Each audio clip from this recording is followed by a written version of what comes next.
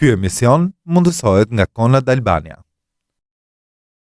Mirëmbrëma nga emisioni Fije Jete, unë jam Anila Sulstarova, jemi në Radion Paper FM, 91.1 FM. Sot do të flasim për atë momentin në fund fare. Në atë momentin që të gjithë njerëzit për ty do të flasin në kohën e shkuar. E të shkretë do përpiqen të thonë diçka që të përfaqëson ty, që flet thelbësisht për ty, po ti e di që ajo që do thonë është ajo fjalia më e përdorur dhe shpesh më e zbrasta, më pa kuptim. Ishte njeri i mirë. Një fjali që thot asgjë. Se ti e di që në thelbe jemi gjithë njerëz të mirë, po aq sa jemi dhe të këqinj. Pra, sot kam menduar të mendoj dhe të flas me vete këtu, me dëgjuesin time Hajdi, po dhe me ty që jenë makina, po në dhomën tënde, në kompjuterin tënd. Të flas për momentin e fundit, për kuptimin e momentit fundit, për kuptimin e momentit që jemi tani. Sepse ajo që njerëzit do thonë për ty, momenti që ti zëhesh më, jo vetëm që do jetë shumë e thatë, por do jetë kaq ndryshe nga ajo që ti ke jetuar dhe kaq ndryshe nga ajo që ata kanë përjetuar prej teje. Sepse për fat keq në atë momentin që lexohet letra për ty, fjalimi për ty, do të tregojë historia që të tjerët kanë për ty.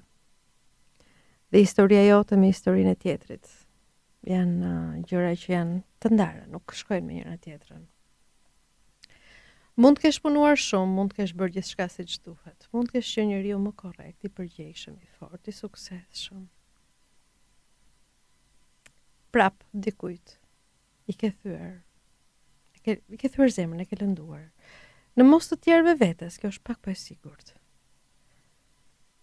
Sepse versioni që unë kam për veten time dhe versioni që ti ke në mendjen tënde për mua, puthen në disa pika, kapin vetëm majat e kishtave në disa pika, dhe janë në dy planetet ndryshme në disa çështje. Sot të flasim për jetën që duket mirë dhe atë që jetohet keq. Sepse ky gabimi që si është cilësia e jetës që ti jeton sot, që unë jetoj sot, fillon shumë herët në jetë. Dhe bëhet aq herët sa shumica nga ne as nuk e kuptojnë dot që po jetojmë brenda atij kufiri, brenda atyre kornizave. Gabimi është që mësojmë shumë shpejt se çfarë duhet të jetë, shumë shpejt në jetë flas, se çfarë duhet të jetë e mirë, përpara se të kuptojmë se çfarë është e vërtetë. Dhe në fakt se çfarë është e vërtetë nuk ta mëson kush. Edhe ti, edhe unë ndoshta. Momente të rralla gjendemi që kuptojmë atë që është e vërtetë. Na jepen shtyllat e rëndësishme, na jepet rendi se si duhet të rrjedhin gjërat, skemat gatshme, të mësosh, të shkosh mirë në shkollë, të stillesh siç duhet. Të zgjedhësh një profesion që të jep një lloj prestigji, të siguron disa të ardhura, të krijosh familje, të bëhesh nën, të bëhesh baba. Të bësh njëri serioz, të kesh respektin e gjithë botës, të mos bësh turpe, të mos na nxjesh faqen, të mos ngelesh pas të tjerëve. Dhe ne të gjithë bijmë prej këtij projekti të paracaktuar për të ndjekur të gjitha hapat që na para thënë. Dhe në asnjë moment nuk ka një shtyllë që thotë se si duhet jetosh. Kjo nuk është thjesht përshtypja ime. Këto janë pritshmëritë e përbashkëta që kultura na jep për atë që duhet ndodh. Sepse njerëzit kanë një lloj harte të përbashkët për atë që quhet një jetë normale, për arsimimin, edukimin, dashurinë, martesën, fëmijët, punën, sukseset, humbjet. Dhe kjo hartë është harta e jetës sociale, asaj që na mban bashk. është modeli kulturor i jetës që duhet, por nuk është modeli i jetës që ti do. Ti përpiqesh shpesh të jetosh sipas asaj që duhet, asaj që pritet.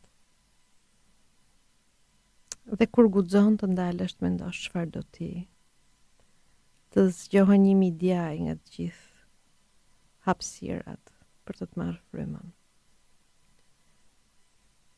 Po, ti mund të jetosh shumë rregull sipas skemave, po ti je kaq i varfër në gjitha përjetimet, sa nuk do dish të shkruash 2 rreshta në varrimin tënd. Pra nëse do të kërkoj, shkruaj një paragraf, disa fjali. Çfarë do doje ti të lexohej në varrimin tënd? Natyrisht unë e di që ka dikush që po dëgjon që thotë, ç'më duhet mua mbasi të tesas, nuk do di që. E vërtetë është kjo. Por çfarë gjithsesi mendoj pak çfarë do doje ti të lexohej.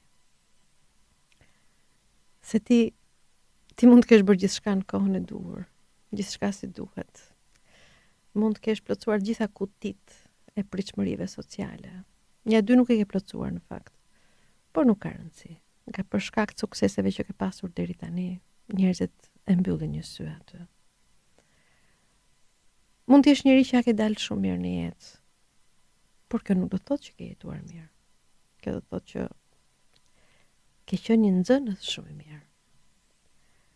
Në këtë moment futet edhe një element tjetër. Ndoshta për disa nga ju jo është i rëndësishëm, po dyshoj që i ka shpëtuar gjithë jetën këtij elementi, që është si të gjykojnë të tjerët. Sepse gjitha kërkimet mbi mënyrën se si ne shihemi nga të tjerët, është që të tjerët janë aq të rëndësishëm sa ne dashur pa dashur, sillemi, vishemi, flasim në një mënyrë të caktuar që të ndikojmë në mënyrën se si na perceptojnë të tjerët. Shumica prej nesh sillemi, vishemi, mendojmë si dele në mënyrë që të tjerët të mos na bëjnë probleme, të mos flasin keq, të mos thonë që jemi njerëz të habitshëm. Kemi nevojë që të tjerët na shikojnë si të pranueshëm. Madje kjo është lufta, të jemi të pranueshëm nga të tjerë, duke filluar që nga familja, partneret, shoqëria, ty që dëgjon makinë ose kudo që je. Boshti kryesor mbi se si të tjerë duhet na perceptojnë është njëri i mirë, njëri i Zoti, nuk e haqeni shkopin. Varsisht. Mund të ketë njerëz që janë aq të ndrojtur sa mjaftohen vetëm me njëri i mirë. Shpreha më bosh që mund të thuhet për ty. Edhe për mua. Pra, shumë njerëz nuk jetojnë vetëm për të qenë, jetojnë edhe për të dukur të pranueshëm, për të qenë të pranueshëm në sy të tjerëve, të respektueshëm, të denjë, të admirueshëm. Pikërisht në këtë moment që ne ndërtojmë imazhin publik. Ndërtojmë projektin i cili duhet redaktuar në mënyrë të vazhdueshme nga një redaktor, dhe ky redaktor zakonisht është populli e themuese. Zvaret kë zgjedh për redaktor. Këtu fillon ai momenti që nuk tregojmë gjithçka. Fillim të kemi sekretet, jetën tonë personale. Nuk shfaqim zilin, boshllokun. Nuk tregojmë kur momenti, marrëdhënia, dita e ka humbur kuptimin. Maksimumi që bëjmë është që shfaqim lodhjen, por gjithsesi kujdesemi që të tregojmë një version i cili në mos nuk duar trokitë, se s'ka ndonjë gjë për të duar trokitur, të paktën nuk fërshëllehet dikur në shfaqje teatrale apo opera. Njerëzit kur nuk pëlqen të diçka e fërshëllenin. Pavarësisht se në ditët e sotme kjo nuk ndodh, njerëzit vetëm duar trokasin. Me sa duket ka në kujtesën kolektive një traumë që njerëzit e fërshëllejnë edhe. Ky është turpi që ne përpiqemi të shmangim. Kështu që përpiqemi të menaxhojmë impresionin, përshtypjen që lëmë tek të tjerët, sepse kjo është shumë e rëndësishme në shumë kontekste publike, sociale. aq sa ndonjëherë më shumë lodhesh për të menaxhuar përshtypjen që lë tek të tjerët se sa të jetosh vetë. Për shembull, e di ti që në një studim të vitit 2020, nuk është larg, studimi gjeti se sa më shumë njerëzit përpiqeshin që të menaxhonin mënyrën se si perceptoheshin nga të tjerët, aq më pak të lirë dhe aq më pak të kënaqur ishin. Do thuash ti nuk shpike ujin e ngrohtë këtu. E di, po këtë thot studimi dhe mu duk me vend ta thoja.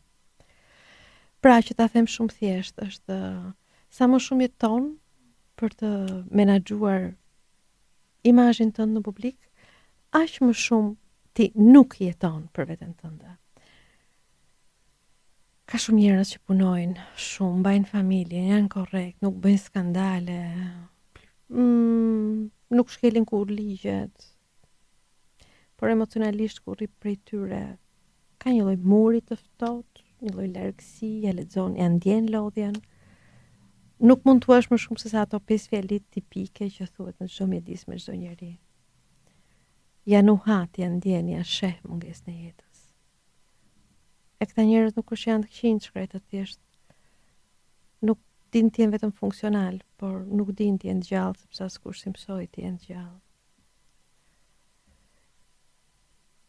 Po edhe mënyra se si ti përkufizon, çfarë është e mirë dhe çfarë është e keqe.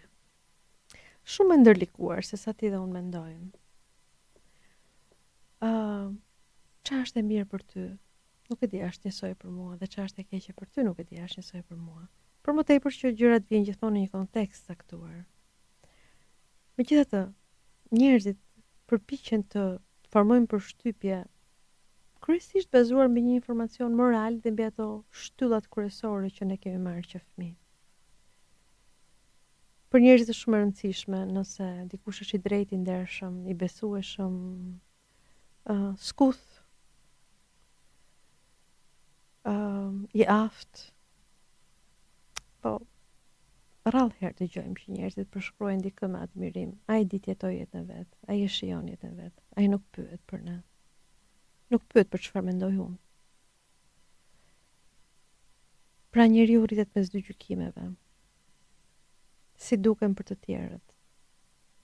Dhe a jam mjaftueshëm për veten time, dhe këto dy pyetje ta lodhin jetën. Sidomos kur kultura, pritshmëritë e tjetrit i ngatrojnë gjërat. Kur ajo që të tjerët presin shihet si pjekuri, si urtësi, si dashuri. Sakrificën e sheh si dashuri. Heshtjen e sheh si urtësi. Lodhjen e shikon si vlerë. E njeriu shkret fillon ndërton një jetë që duket serioze. Por jo që është e jetueshme. Dhe kështu krijohen ato jetët që nga jashtë duken të plota, të arriera. Mund të kemi dhe admirim. Por nga brenda janë bosh.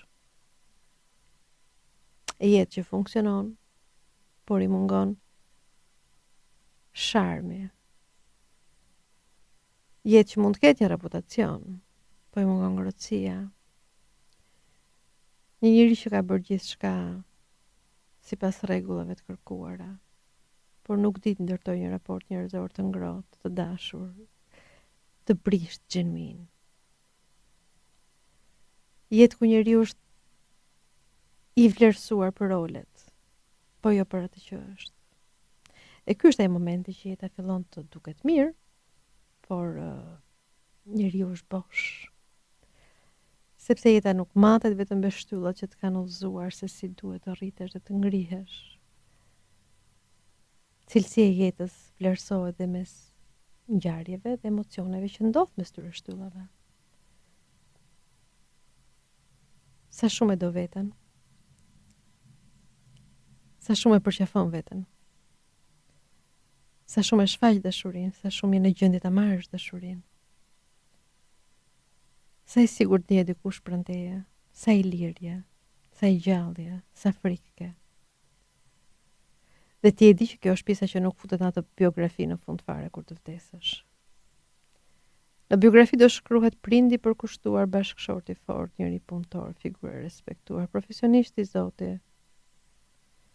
Por kujtesa emocionale nuk ka këtë gjuhë. shembull, kush do thot për ty? Isha aq e qetë pranë ti. Ose ajo më kallte datën e të merronte. Ose ishte njëri që thjesht ka prodhuar para, po nuk ditë të ishte për kënd aty. Shumë e zonja, është një grua që gatuante shumë mirë, po kur nuk arriti të kuptonte as burrin dhe as fëmijët. Veten jo. Ose ishte një burr që siguroi goxha të ardhurar financiare, po nuk e di si ka ngjyrën e syve.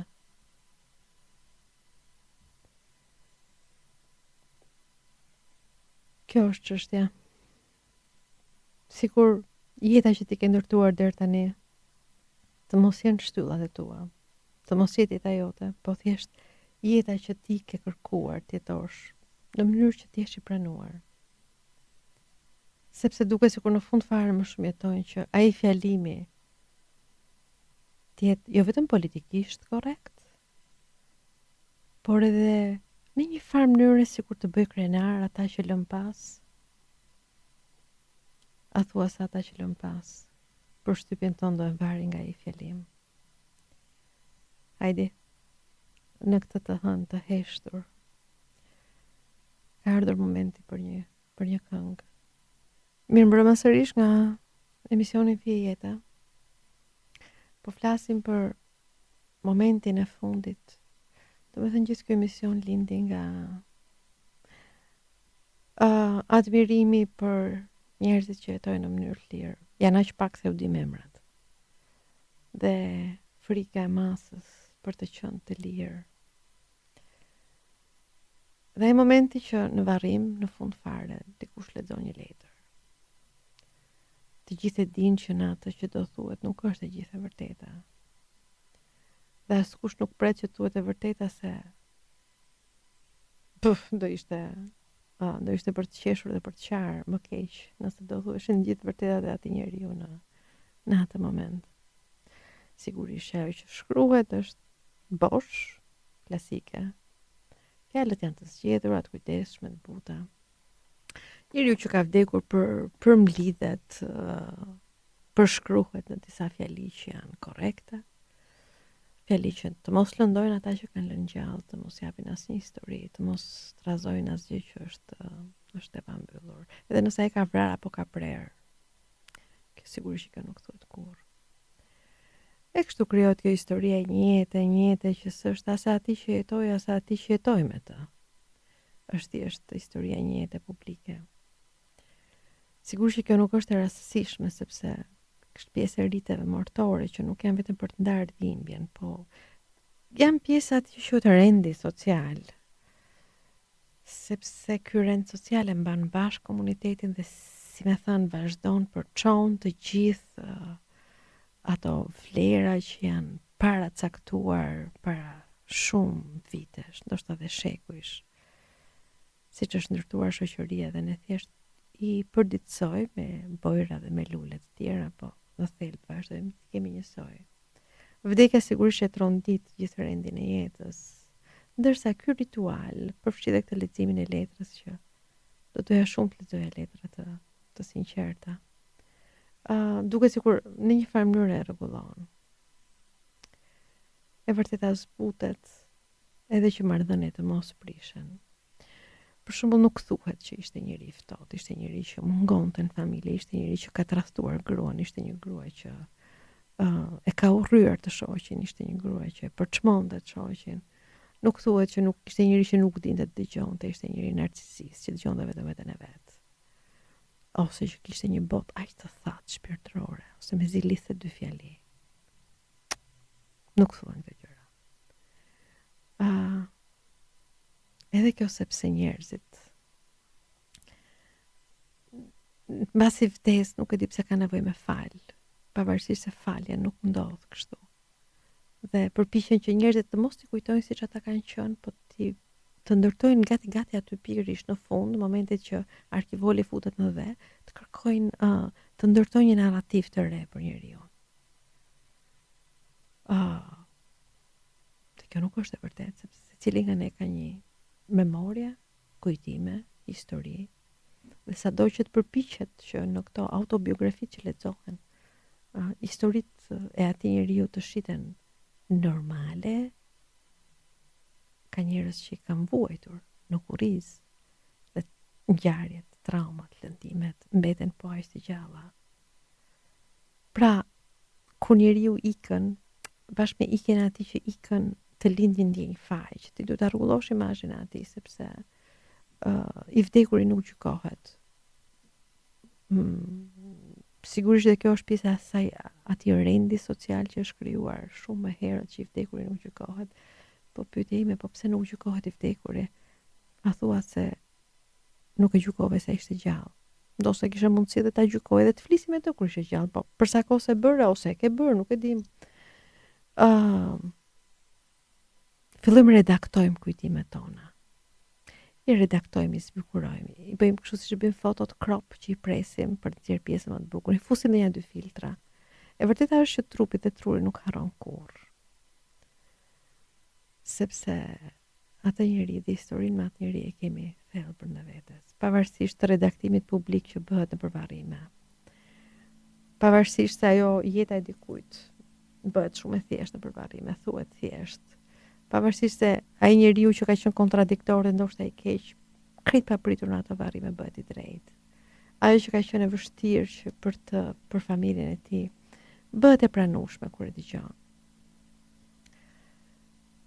Për disa kjo është hipokrizi, dhe po, është hipokrizi. Për disa të tjerë është mënyra për të mbrojtur veten e tyre nga këta njerëz, nga historitë me këta njerëz, qoftë nga i vdekuri. Sigurisht që fëmijët, partnerët, njerëz të rëndësishëm në jetën e atij që ka vdekur nuk e harrojnë dot historinë, pavarësisht përpjekjes për ta redaktuar. Këtu të gjithë përjetojmë një tension të rëndësishëm mes asaj që jeta realisht ka qenë dhe asaj që mund të thuhet.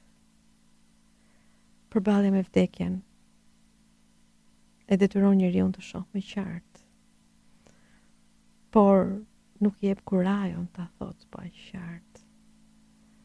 Sepse pikërisht kur përballemi me vdekjen tentojmë ta rrumbullakosim jetën, ta zbukurojmë, t'i vëmë qendrë sipër, në mënyrë që vdekja të bëhet më e durueshme.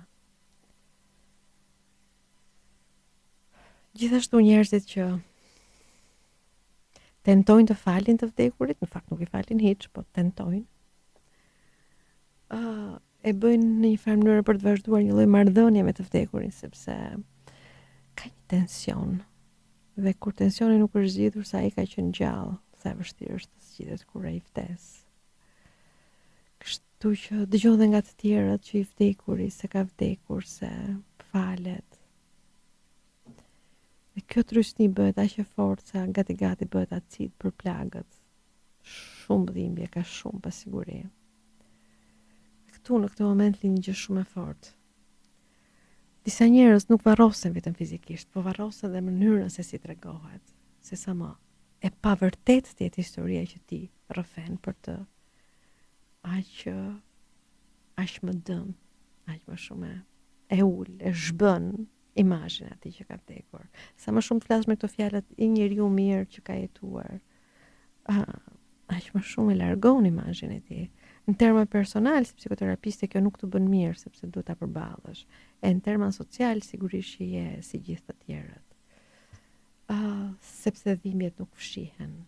Dhe sa më i madh e ndeku mes dhimbjes, lëndimit, shkënjimit, dhe fjalorit tënd të rrumbullakosur me fjalë që janë parasysh kur hap një sirtar, ku ti e di shumë mirë ku janë sirtarët që ke futur gjëra dhe nga hap sirtar nxjerr një fjalë të gatshme, që s'ka asnjë kuptim për të. Sa më i madh ky hendek mes sirtarit të fjalëve të gatshme dhe përjetimit tënd, aq më i fortë ankthi që ti do vuash më vonë. Është e vërtetë që shumë njerëz punojnë vetëm për të ndërtuar reputacionin, korrektësinë, imazhin. Por e vërteta është që në përvarrime rrallë thuhet diçka që është e vërtetë. Thuhet vetëm ajo që duhet dëgjuar. Hajde ka ardhur momenti për këngën tjetër.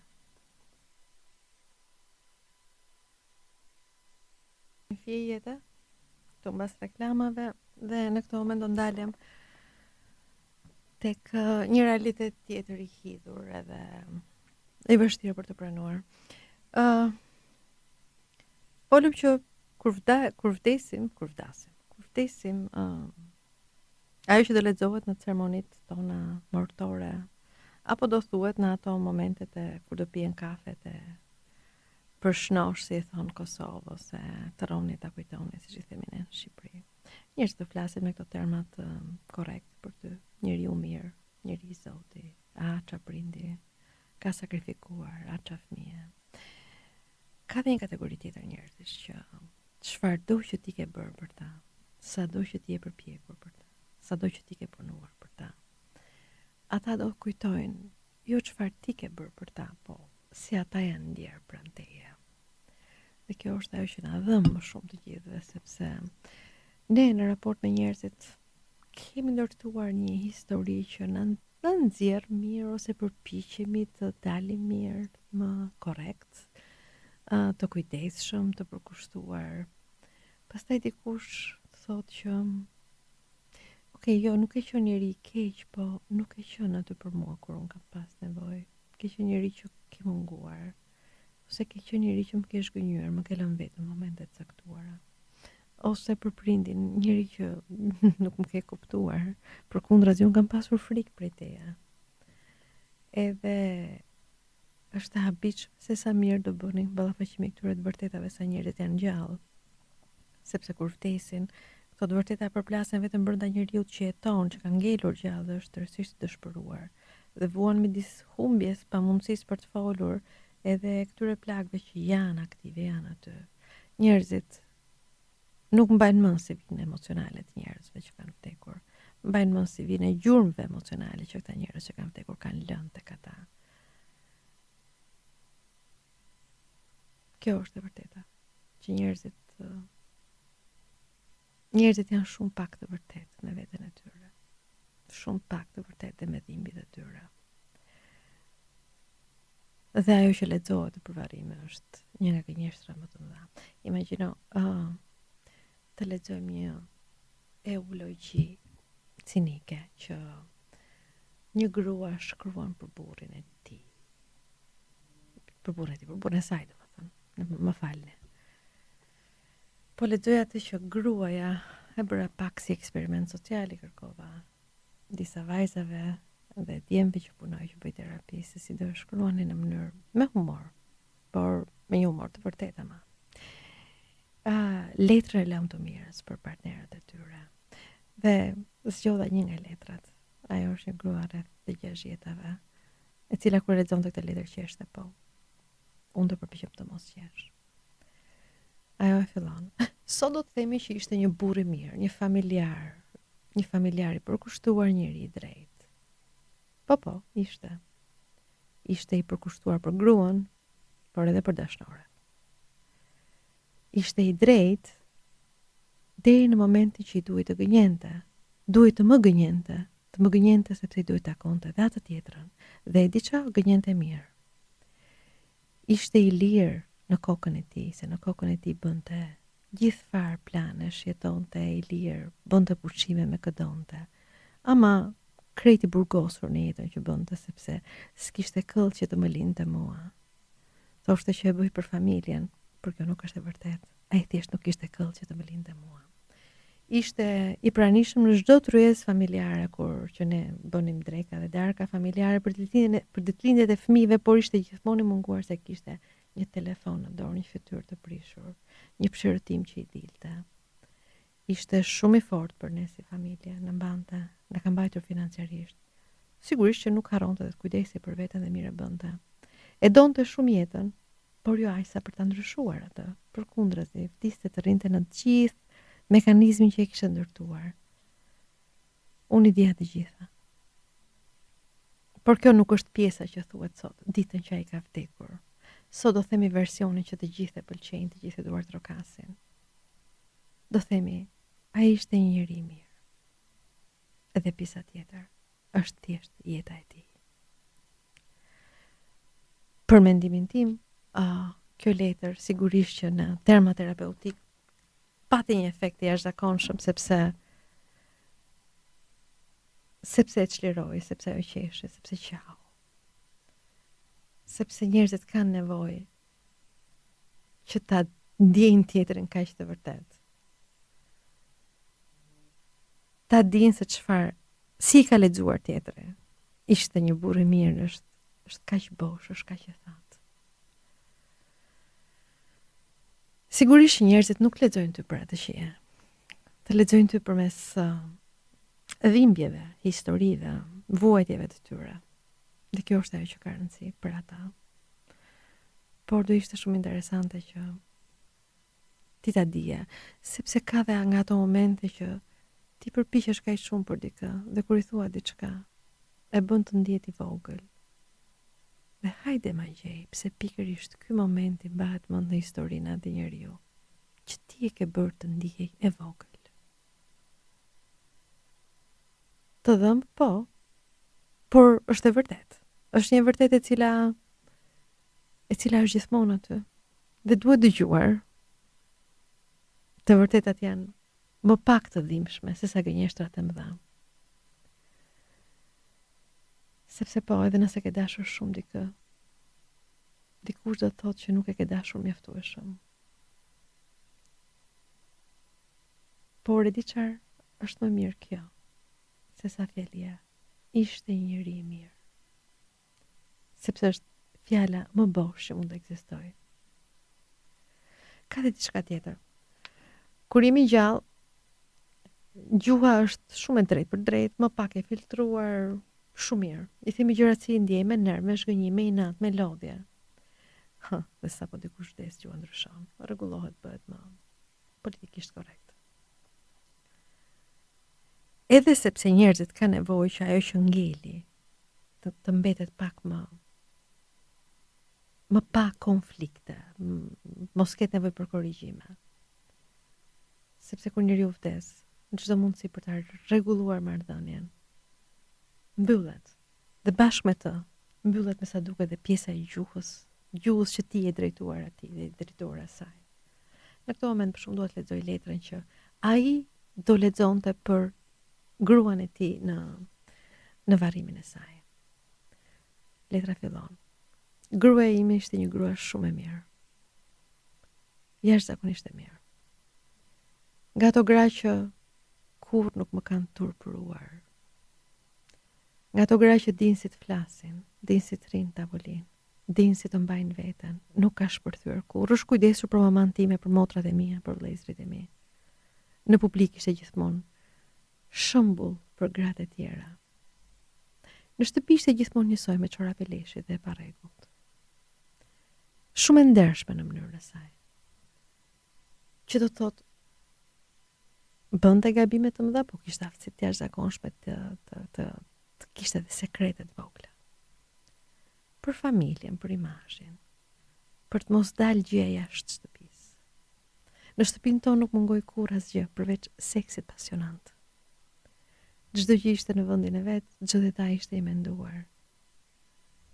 Ama dashuria për mua ishte me pikatore, vetëm në ditët që unë sillesha mirë, ose vetëm në ditët që ajo ishte më pak e lodhur. Po, gruaja ime ishte një grua e mirë. Ajo kishte një mënyrë shumë të qartë për të dalluar gratë. I ndante gratë në dy kategori.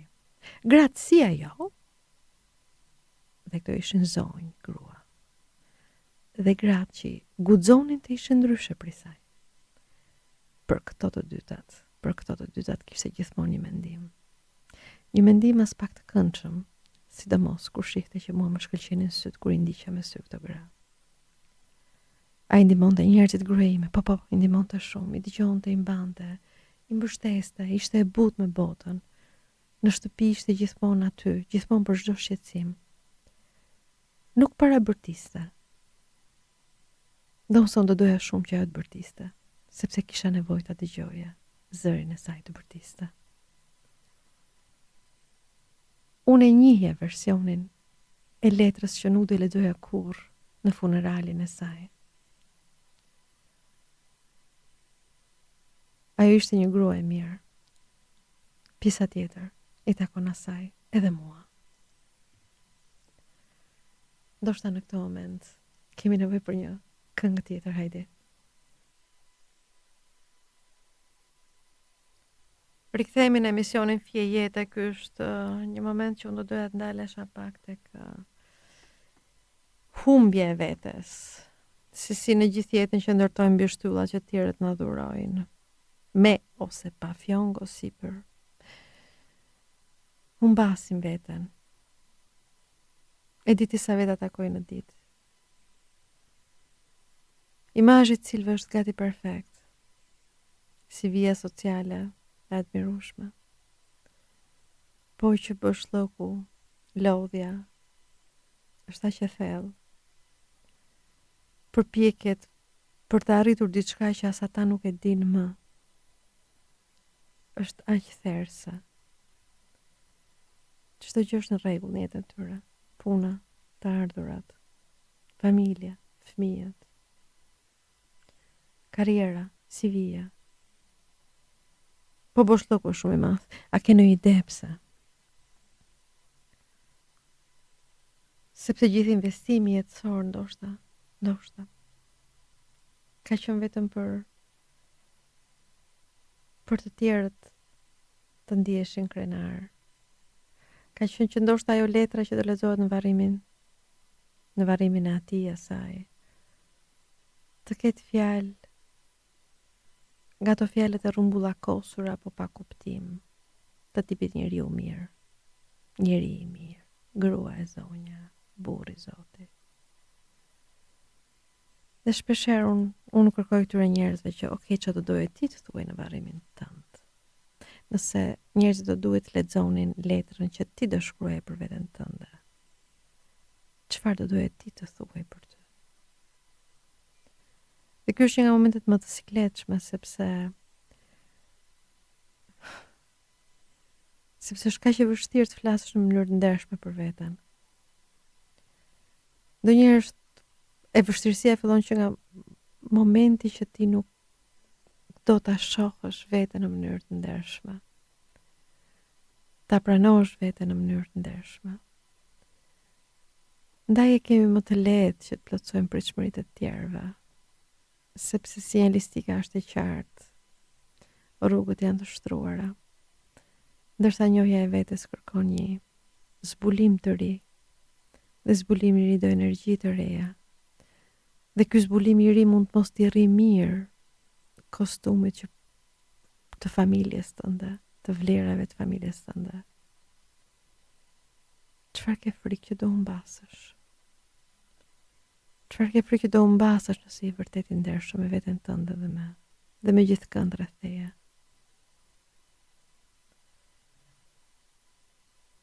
Versionin e pranueshëm, patjetër. Ndoshta do humbasësh. Versionin që di se çfarë thotë, di si sillet, di agjendën e familjes.